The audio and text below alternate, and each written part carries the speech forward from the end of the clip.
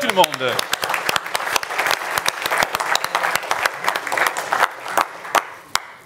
Bonjour à toutes et à tous.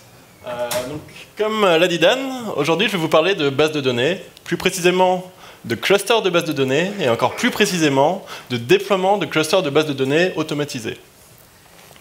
Donc pour commencer, qui suis-je? Je m'appelle Léon Bekant, je suis cofondateur et CTO d'une société qui s'appelle Scalingo. Scalingo, on est une plateforme cloud d'hébergement pour les applications et pour la base de données, pour éviter que les développeurs, les équipes de développement aient à faire de l'ops et à gérer eux-mêmes des serveurs pour oublier toute cette partie-là. Donc pour commencer ce retour d'expérience sur comment est-ce qu'on a automatisé le déploiement de clusters de bases de données, je vais revenir un petit peu en arrière et parler un petit peu du contexte. Donc comme j'ai dit juste avant, chez Scalingo, on héberge des bases de données, on fait du base de données as a service, et historiquement, on a proposé un certain nombre de bases de données en mononœud, où chaque base de données avait une seule instance. Et qui dit une seule instance, dit que si le serveur qui est derrière tombe, la base de données n'est plus disponible, et donc on ne pouvait proposer une disponibilité qui n'était que best effort. Et donc c'était notre volonté de monter en valeur, de monter en gamme, et de dire, ok, aujourd'hui on fait du mononœud pour du PostgreSQL, pour du Redis, pour de l'Elasticsearch, etc. Aujourd'hui il est temps de déployer des clusters à la volée pour ces différentes bases de données. Donc c'est sur ce sujet précis sur lequel je vais revenir maintenant, sur qu'est-ce qui a été fait, comment est-ce qu'on a créé cette usine de déploiement de clusters de bases de données la plus générique possible. On va voir ça dans les mesures du possible. Et c'est ça que j'aimerais partager avec vous. Donc, avant de commencer la technique pure, je vais parler un petit peu des objectifs du projet, de quels étaient les différents points qui nous intéressaient avant de construire cette usine de déploiement. Tout d'abord, comme vous avez pu le voir sur la slide précédente, on gère différents types de bases de données. Autant du SQL que des bases NoSQL ou TSDB. Et pour nous, c'était important que le système qu'on allait développer pour déployer des clusters soit complètement générique et soit capable qu'on puisse réutiliser les différents outils pour ces différents types de bases de données. Dans un second temps, on fait tout ce qu'on appelle du platform as a service. Le propre du platform as a service, c'est de proposer à des développeurs et à des équipes des ressources et le déploiement de ressources et de services de manière le plus instantanée possible. Et donc, ces clusters de bases de données, ils devaient être déployables à la demande par nos clients en 1 minute maximum. Troisième point, comme j'ai dit avant, on faisait du mononœud, disponibilité limitée. Notre but, c'était d'avoir maintenant des clusters en haute disponibilité qui ont de la tolérance à la panne et qui font de la reprise sur perte complètement automatique sans avoir besoin d'un opérateur qui va s'occuper de réparer la base de données, évidemment. Ensuite, un point important également, c'est la scalabilité. Dans le sens que parmi nos clients, on a autant de personnes qui ont des tout petites bases de données qui ont besoin de 500 mégaoctets de RAM, 1 gigaoctet de RAM, que des très grosses bases de données qui ont besoin de dizaines, de centaines de gigaoctets de RAM et pareil pour le disque, et donc il faut que ce système de déploiement de cluster soit capable de faire scaler des bases de données avec le temps pour pouvoir suivre l'évolution des applicatifs des clients qui consomment cette base de données. Ensuite, évidemment, il y a toute la partie sécurité. Quand on parle de cluster, on parle de réseau. Donc s'assurer que tous les flux soient chiffrés, que toutes les données soient chiffrées, autant sur le disque que dans les tuyaux. Et pour terminer, tout un système de mise à jour automatisé, puisque certains d'entre vous ici ont potentiellement mis à jour des clusters PostgreSQL de 9.6 à 10, de 10 à 11, ont versé quelques larmes en le faisant, ont fait tomber la prod, peut-être. Et donc notre but, c'est également d'automatiser ça, de faire en sorte qu'il n'y ait pas de downtime, ou le moins de downtime possible selon la technologie, au moment des mises à jour mineures majeures. Donc voilà les différents objectifs qu'on avait lors de la création de cette usine de clusters de bases de données. Et donc maintenant, je vais rentrer un petit peu plus dans le vif du sujet de quels sont les choix qu'on a faits, qu'est-ce qui a marché, qu'est-ce qui n'a pas marché, etc. Donc, je vais parler d'architecture pour de la haute disponibilité. Quand on parle de base de données, quand on parle de clustering de bases de données, donc on parle d'avoir plusieurs instances de bases de données qui vont gérer un ensemble de données consommées par des applications. Le modèle le plus courant, mais qui n'est pas le seul, je vais sortir par exemple Cassandra ici, qui est un modèle un peu particulier, ou Elasticsearch, mais le modèle le plus courant, c'est un modèle qu'on dit de nœud primaire réplica, ou master-slave, selon la nomenclature de la technologie. Et donc, dans ce type de modèle, on a un nœud primaire, une base de données primaire qui va accepter les connexions utilisateurs pour faire les écritures notamment, et ensuite un ou n réplicas qui vont suivre un flux de réplication qui est envoyé par le nœud primaire et qui vont garder les données synchronisées en temps réel par rapport au nœud primaire. Si le nœud primaire n'est plus disponible à un instant T, un système va faire en sorte que un des réplicas disponibles devienne nœud primaire à son tour et soit capable d'accepter les connexions des applications et des clients de cette base de données. Et ensuite, lorsque le nœud primaire revient, il faut que ce nœud primaire comprenne qu'il doit redémarrer en tant que réplica, ou bien si on démarre complètement une autre instance, il faut qu'elle revienne en tant que réplica, et alors suive le flux de réplication du nouveau nœud primaire qui était choisi précédemment. Donc la question ici, c'est, ok, on a un système master-réplica, et au final, comment on fait quand on perd le master, quand on perd le nœud primaire, pour que la reprise se perde se fasse automatiquement? Alors là, ça va être différent selon les technologies, justement. Avec une technologie comme MongoDB, on a un nœud primaire, on a des réplicas. Si on perd le nœud primaire, un système interne à MongoDB, avec un système d'élection, va permettre de choisir automatiquement un nœud primaire, et le cluster, au bout de quelques secondes, va s'auto-reconfigurer, et on va pouvoir continuer à écrire des données notamment. Par contre, pour un PostgreSQL, ou pour un MySQL, ou pour un Redis, aucun mécanisme interne aux bases de données ne vont faire cette action-là. Et donc, il est nécessaire de l'automatiser d'une manière ou d'une autre. Pour commencer sur ce sujet, je vais parler plutôt de Redis. Donc ici, on a un cluster Redis très simple avec un master, un réplica, l'un qui suit sur l'autre, on ne sait pas dans quel ordre. Et comment ça se passe avec Redis pour faire de la reprise sur perte? On est obligé d'introduire une nouvelle pièce mouvante qui s'appelle Sentinel. Sentinel, c'est un petit logiciel qui fait partie du projet Redis. Et ici, c'est la Sentinel qui va faire office de ce vote dont je parlais, avec MongoDB par exemple. Et donc, pour pouvoir faire un vote, il faut un consensus.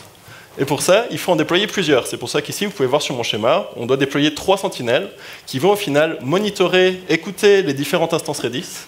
Et si, à un instant T, le nœud primaire Redis n'est plus disponible, c'est les sentinelles qui vont voter et se mettre d'accord pour qu'un des réplicas devienne primaire à son tour et accepte les connexions. Donc, dans le cas de Redis, c'est intéressant parce qu'au final, dans le projet, même si ce n'est pas au sein du binaire Redis, on a un outil qui permet de faire ça. Par contre, si on prend l'exemple de PostgreSQL, encore une fois, ici, on a un nœud primaire, un réplica, dans un sens ou dans l'autre. Et en fait, dans le dépôt PostgreSQL, dans l'environnement proche de PostgreSQL, on n'a pas d'outil qui permet de faire de la reprise sur perte automatique. Si vous allez lire la documentation de PostgreSQL, on vous dit « Ah, il faut que vous le fassiez d'une manière ou d'une autre ». Donc ici, il y a différents outils qui existent. Nous, on a fait le choix d'utiliser un outil qui s'appelle Patroni. Patroni, c'est un outil qui est open source, qui est développé par Zalando, et qui permet de faire de la gestion de clusters PostgreSQL, et notamment de la reprise sur perte. Donc Patroni s'adosse à un outil de clustering, de gestion d'état, qui peut être Zookeeper, qui peut être Consul, qui peut être etcd. Dans notre cas, on a choisi etcd parce qu'on avait déjà beaucoup de compétences là-dessus, mais Patroni fonctionne très très bien avec Consul et Zookeeper également, qui sont des technologies très stables. Donc ici, si un nœud PostgreSQL n'est plus disponible à un instant T, c'est les Patroni qui vont se mettre d'accord à travers etcd, en utilisant etcd pour faire cet accord, pour choisir un nouveau nœud primaire et qui vont reconfigurer dynamiquement PostgreSQL. Donc ici, on a maintenant des bases de données qui font de la reprise sur perte, où à un moment donné, le nœud primaire va changer de l'un à l'autre selon l'état du cluster. Et là, on arrive sur un autre problème, qui est le problème de la connexion des clients.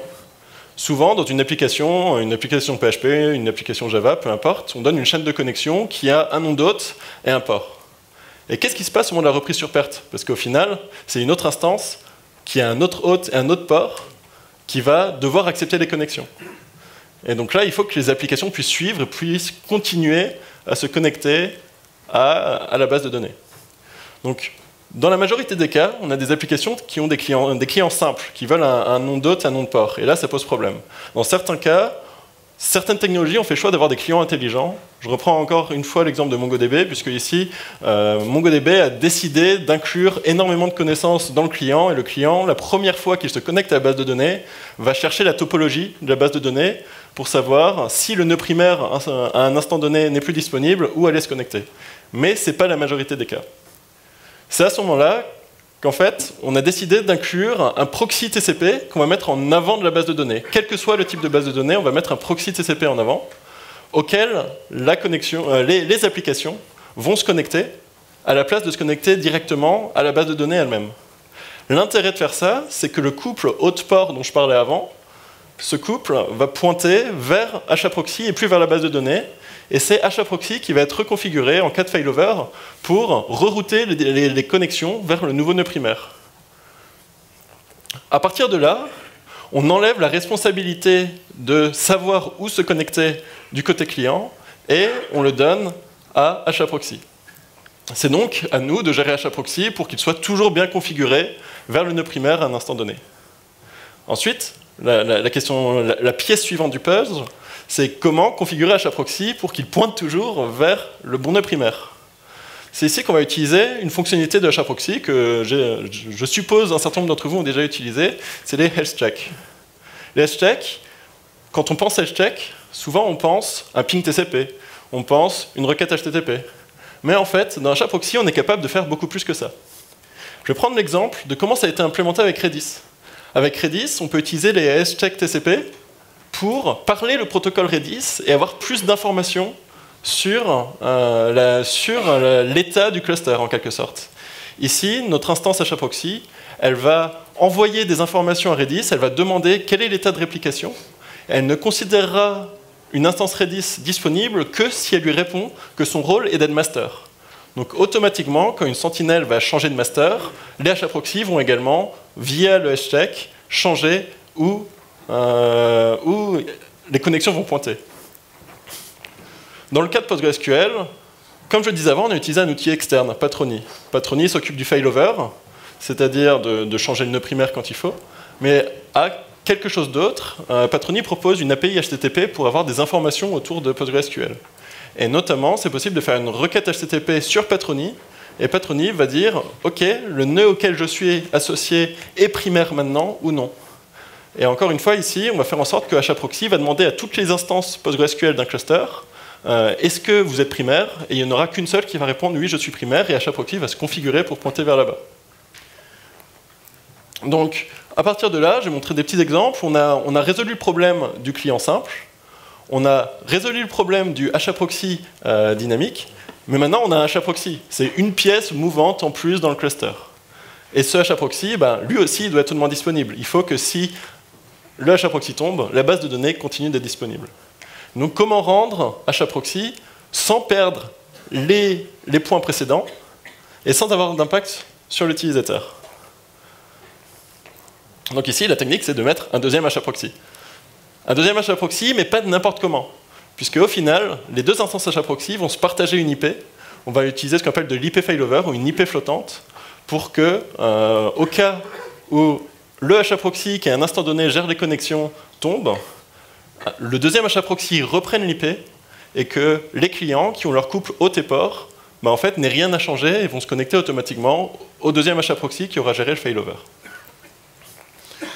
Donc avec ça, on a un client simple qui a un couple hôte-port qui ne change jamais, un HAProxy qui va se reconfigurer dynamiquement pour toujours pointer vers la bonne instance, et un HAProxy qui est hautement disponible également en partageant une IP en mettant plusieurs instances HAProxy. Et donc avec ces petites pièces-là, on a caché en fait toutes les spécificités internes d'un cluster de base de données. Les clients ne font que se connecter au HAProxy d'entrée. Donc là, c'était un point de vue d'assez haut niveau. Maintenant, je vais rentrer un petit peu plus bas sur comment c'est géré d'un point de vue réseau, d'un point de vue gestion disque également. Donc, nos clusters appartiennent à des utilisateurs différents. Et qui dit utilisateurs différents dit qu'on doit les isoler au maximum. Donc, on s'attend à ce que chaque cluster soit dans son propre réseau. Et ici, c'est ce qu'on fait. On a un réseau par cluster et seuls les HAProxy, ou le HAProxy qui est actif à un instant donné, va être disponible pour les applications pour les clients. Tout le reste, toutes les pièces mouvantes, les sentinelles, les patronies, les PostgreSQL, toutes ces instances-là vont être cachées dans ce sous-réseau, et seul HAProxy va être accessible. Comment est-ce qu'on fait ça? Historiquement, on pourrait utiliser des VLAN, donc les VLAN qui permettraient de séparer au sein d'un réseau, d'avoir un certain nombre de réseaux différents pour les différents clusters. mais les VLAN, ça a une limitation très forte qui est qu'on ne peut qu'en avoir 4096. Et nous, notre ambition, c'était de déployer bien plus que ça de clusters, et donc d'avoir beaucoup plus de sous-réseaux en parallèle. Donc les VLAN n'étaient pas une solution. Le choix suivant, ça a été d'utiliser les VXLAN. VXLAN, c'est une technologie qui est, on va dire, très à la mode depuis Docker, depuis Kubernetes, depuis Mesos, depuis les orchestrateurs de conteneurs qui ont beaucoup plus popularisé l'utilisation de VXLAN. VXLAN, c'est une technologie qui permet de faire des réseaux IP encapsulés dans des réseaux IP. Et ça permet, la limitation des 4096 réseaux disparaît complètement, puisqu'on peut monter jusqu'à 16 millions de réseaux en parallèle au sein d'un même réseau privé de base, entre vos machines, entre votre cluster. Ici, il fallait choisir comment le faire. On pourrait utiliser justement les Docker Overlay Network, utiliser une solution comme ce qui est proposé par Weave ou par Calico, mais notre choix a été de ne pas se lock-in avec un provider, ne pas se lock-in avec une technologie. Dans le sens que si vous utilisez les Docker Overlay Network, si à un moment vous voulez changer de technologie de containerisation, mais en fait, c'est pas possible, puisque les networks, les overlay networks de Docker sont très très liés à Docker, et c'est pas possible de prendre une autre technologie de containerisation et de les intégrer. Donc pour nous, c'était un no-go, on ne pouvait pas partir par là. Ce qui a été décidé, vu que c'était quelque chose de très core business pour nous, c'est qu'on a développé un outil qui nous permettait de gérer ces réseaux overlay. On a créé un outil qui s'appelle Sand, pour Super Awesome Network Daemon. C'est un petit service qui va s'installer sur l'ensemble des machines qui hébergent des clusters. C'est complètement acentralisé. Ça se configure via etcd et ça expose une API REST qui permet en fait de configurer très simplement des réseaux overlay.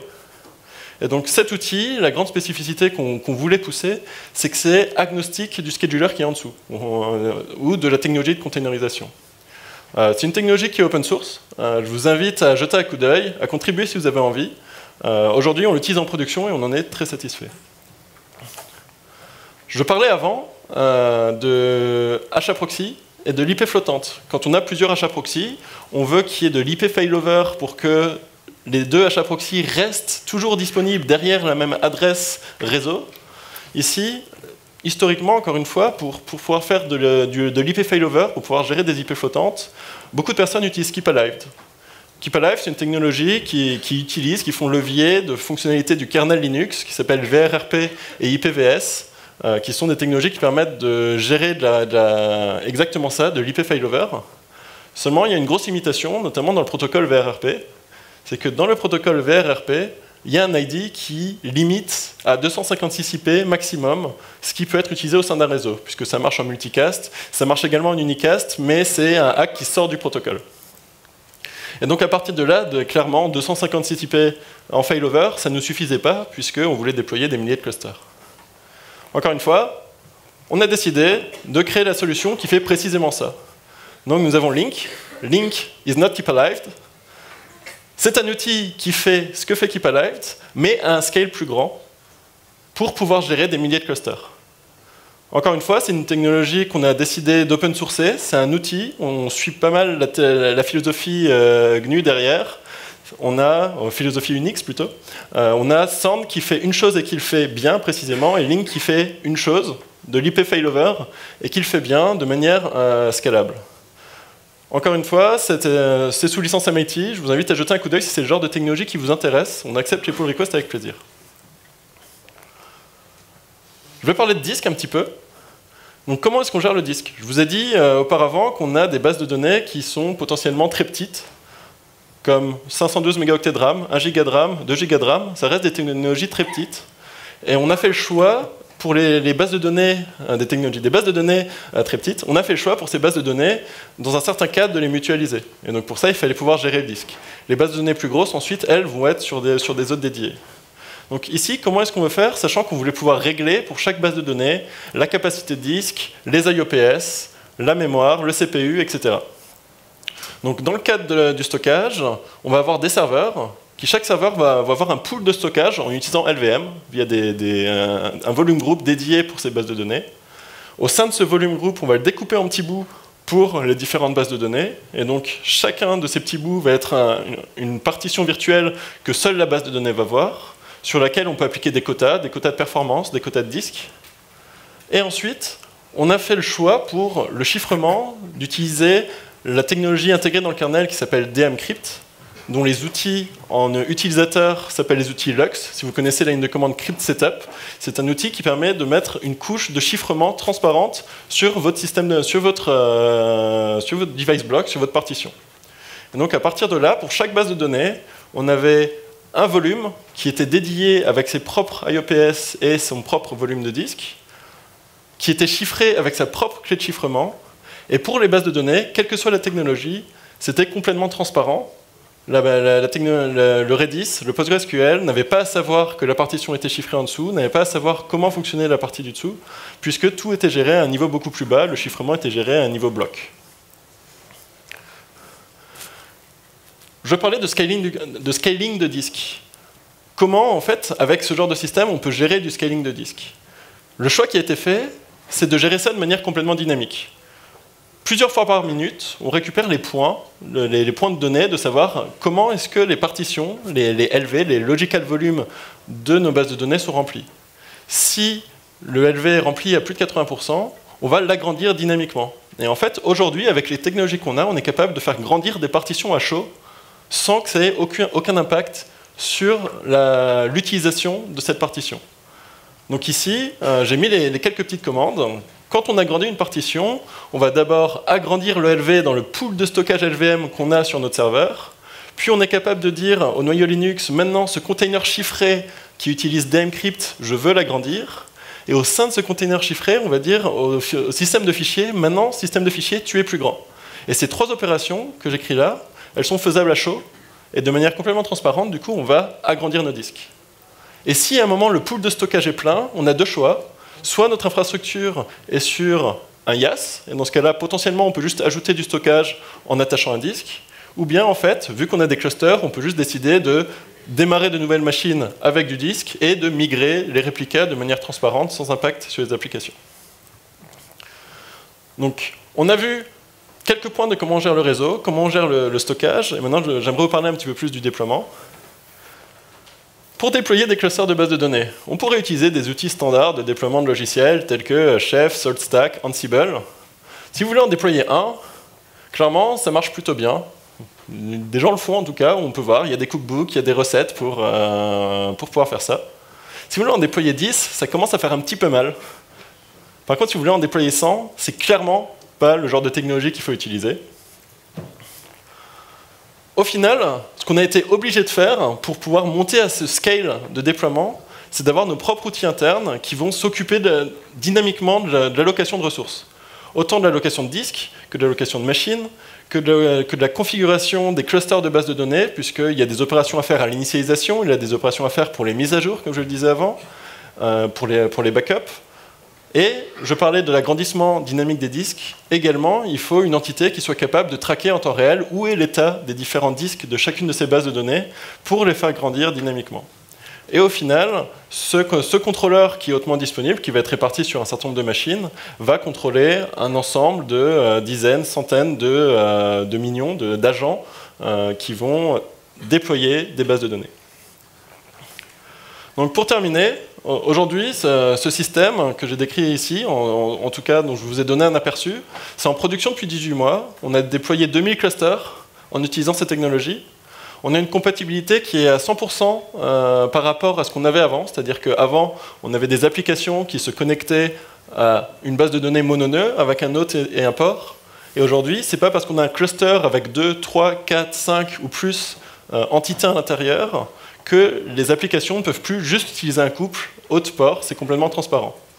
Et au final, on a une base qui est générique, autant pour le stockage que pour le réseau, que pour l'accès des applications, qui est générique pour intégrer d'autres technologies, telles un RabbitMQ ou un Kafka, par exemple.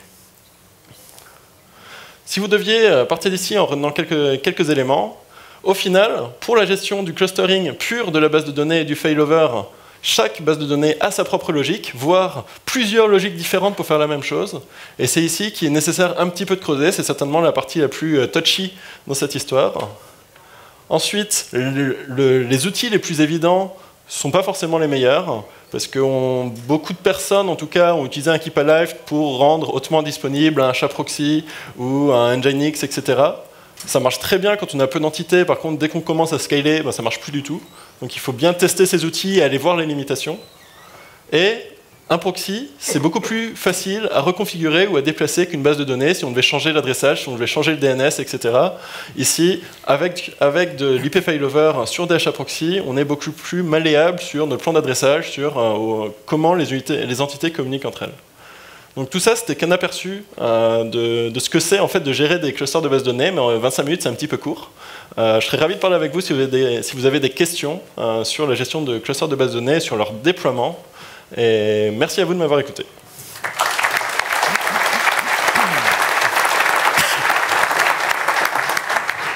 Donc, juste une petite note de logistique, c'était exactement 25 minutes. C'est parfait, ça.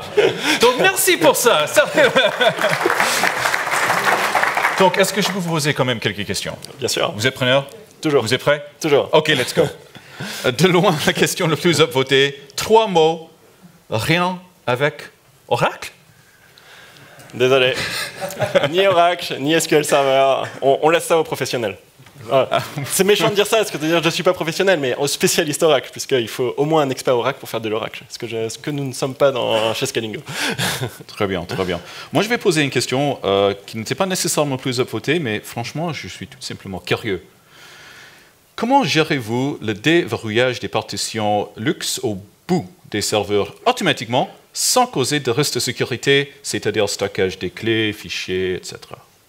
Aujourd'hui, les clés qui sont pour chaque volume en fait, de chaque base de données sont stockées en base de données, elles-mêmes chiffrées avec nos clés à nous.